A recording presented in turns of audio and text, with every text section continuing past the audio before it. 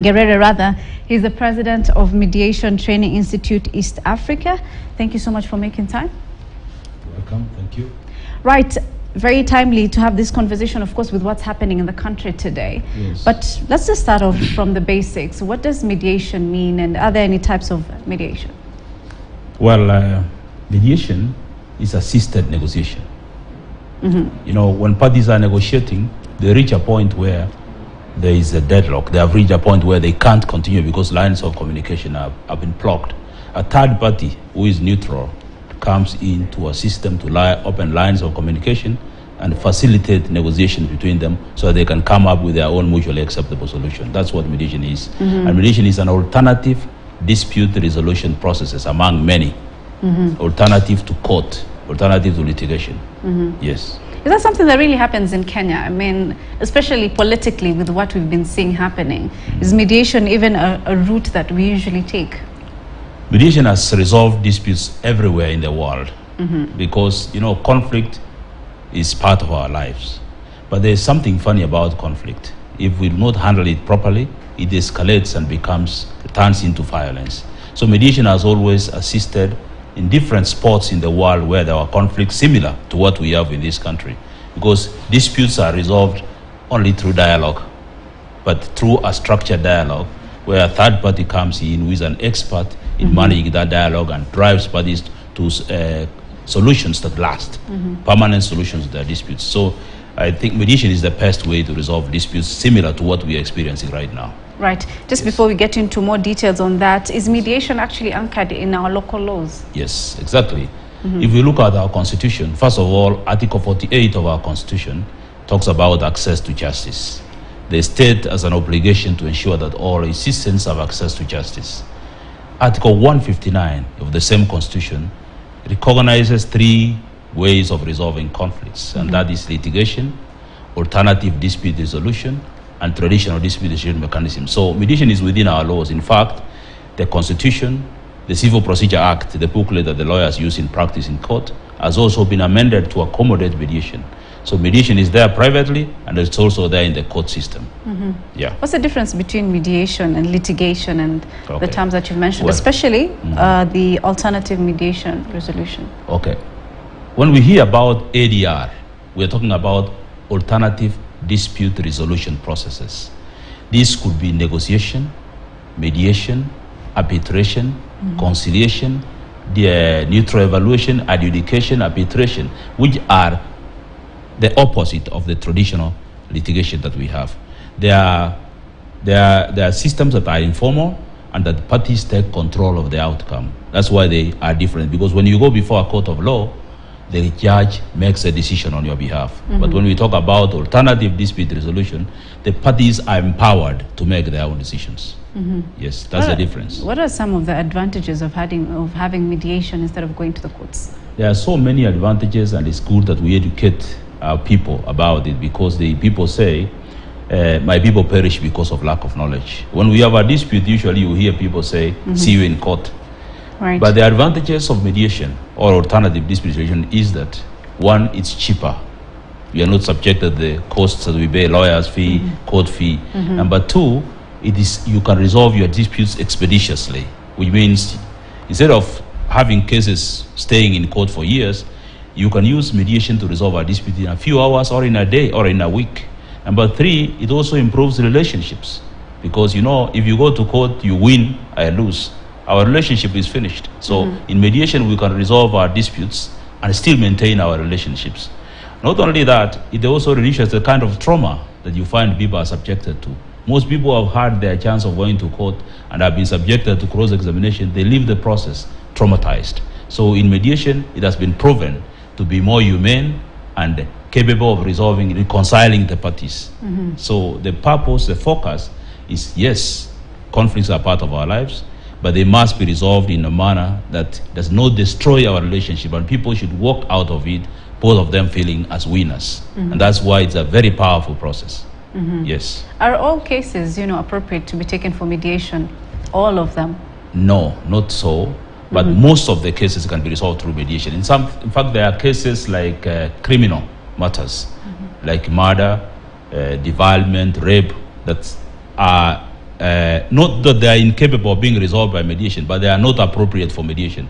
But if you look at some instances, there is a process we call victim-offender mediation, which is known as restorative justice. This one can sometimes gets into criminal cases. And if you go across the border to Uganda, they are mediating criminal matters. But there is a hybrid system we call plea bargaining, but it has been made in such a way that parties can accept a lesser offense so that they get a lesser sentence than what they would have gotten if they were charged with the real offense that they committed. So there is some kind of bargaining which is equivalent to mediation in the system. Yes. Let me give you a scenario. There's some communities, traditionally, they would sit down and have like a mediation when there's a particular case. And sometimes you find that in such a community, they disadvantage, let's say, a victim. For instance, if it's a rape case and it's a community that does not really go to court for such cases, you'd find one person is disadvantaged. So would you say in that particular case that it's okay to have mediation? You see, mediation is not suitable for cases where a person, specifically in development, a child is not capable of consenting, and therefore you cannot purport to present the interest of the child. But some of those cases have been resolved under traditional dispute resolution mechanism, which is provided for in the Constitution. But when I talk about victim-offender mediation, I don't mean that the offender is going to be released from their sentence. What we do is that we organize a setting where the victim is prepared, the offender is prepared, and a member of the community is brought on board, such that the offender is able to express some kind of remorse, so that at least when the victim goes home, they start the process of healing.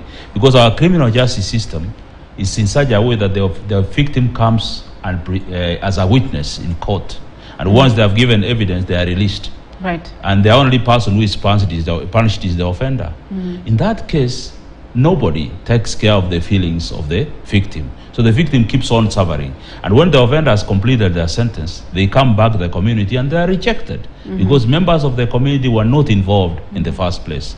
So we came up with that hybrid system known as victim-offender mediation to be able to ensure that apart from the offender going to jail and serving their sentence, the victim also has a chance to for the offender to express remorse for the offense that they committed in the presence of the members of the community, so that the victim can start the process of healing while the offender goes to serves their sentence, and when they are through with their sentence, they can come back to the community and they can be accepted. Most offenders come back to the community and they are rejected. They are forced to commit an offense and go back to prison because we only believe in retribution, that the offender has to be punished.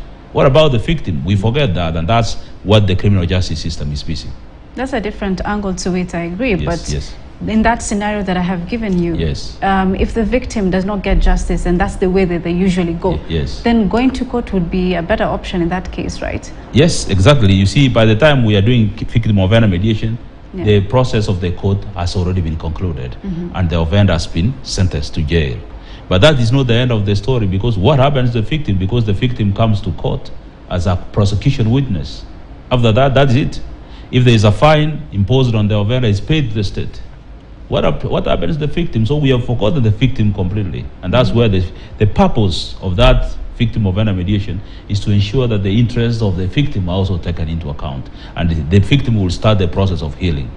Yes. Right. If I was to talk about, let's say, successes when it comes to mediation, an example maybe I could give is the 2007-2008 post-election violence, where there's mediation. The late Kofi Annan was mediating that particular conversation. That was pretty successful. Are there any other examples you can cite?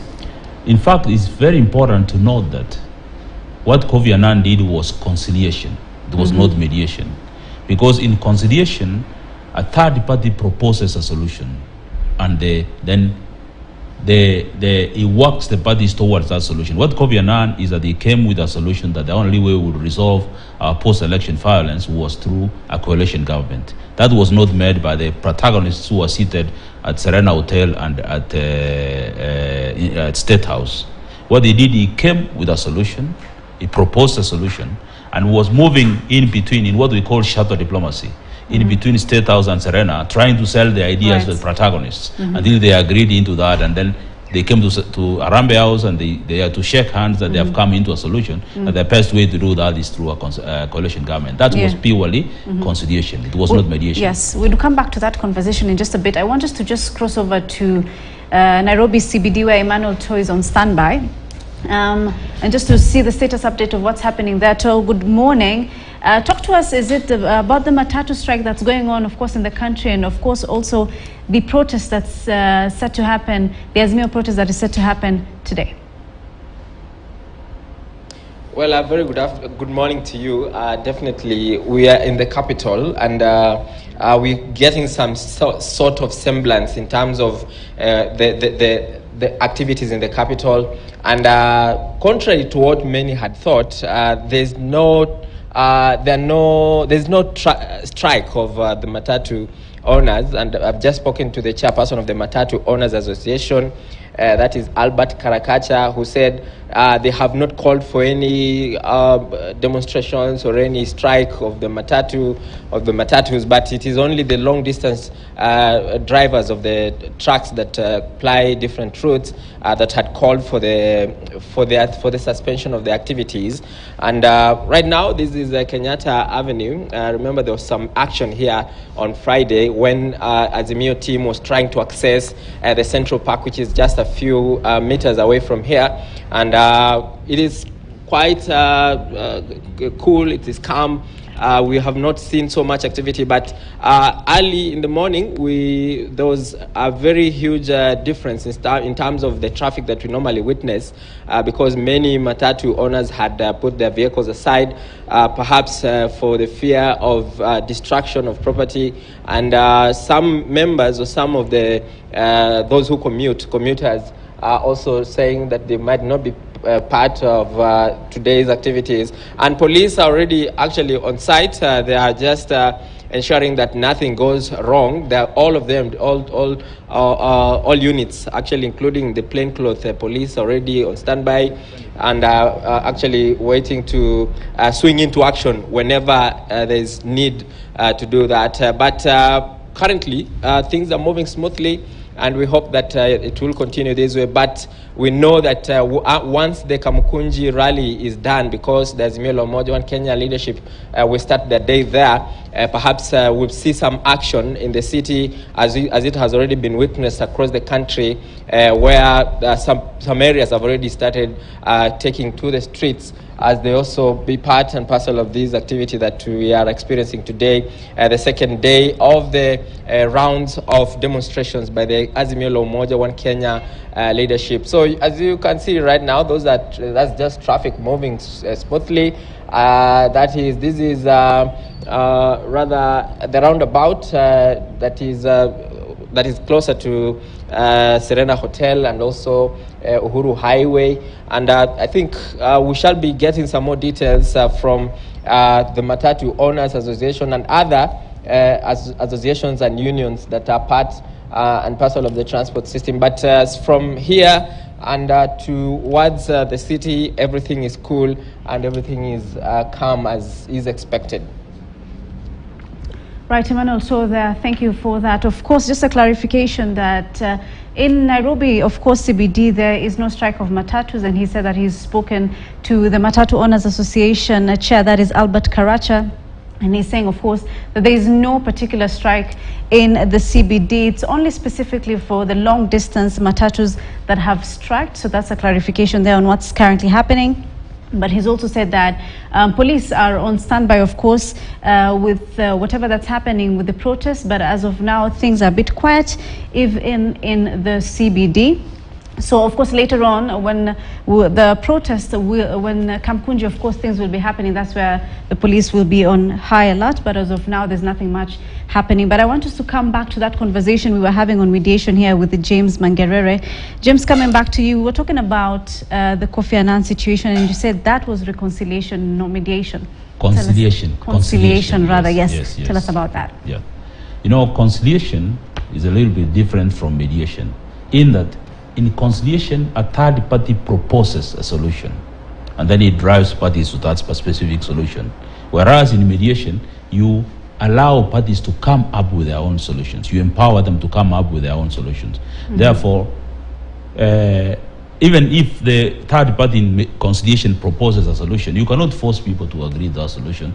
Still ends up being a consensual process eventually. So there's a big difference. One, parties come with their own solution. The other one, you propose a solution on their behalf, and that's exactly what Kofi Annan did when he came here during the post-election violence, 2008, 2009, 2007 and 2008. Yeah. Yes. Let's talk about now, of course, what's happening at the moment. Currently, yeah. With Azimio, of course, the protests that is supposed to be happening today, we saw what happened in Sabasaba. Yes. Some deaths have also been reported. Do you think that's the right way to go for Azimio?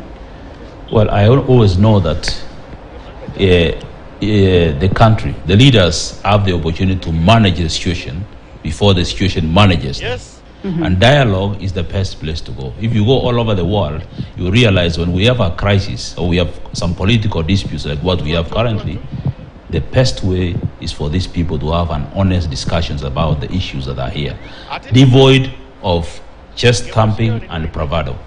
This country belongs to all of us, and the best way, it doesn't matter what we do right now, the best way, that eventually people will come to the table and we'll discuss. So let's not prolong that time for sitting. The time for dialogue is now. But why is it not happening? Because this protest has been going on. They took a break, but they're back again on the streets. Of course, they're talking about high cost of living and all that. Why is the dialogue actually not happening? I'm sure the dialogue has not been managed well.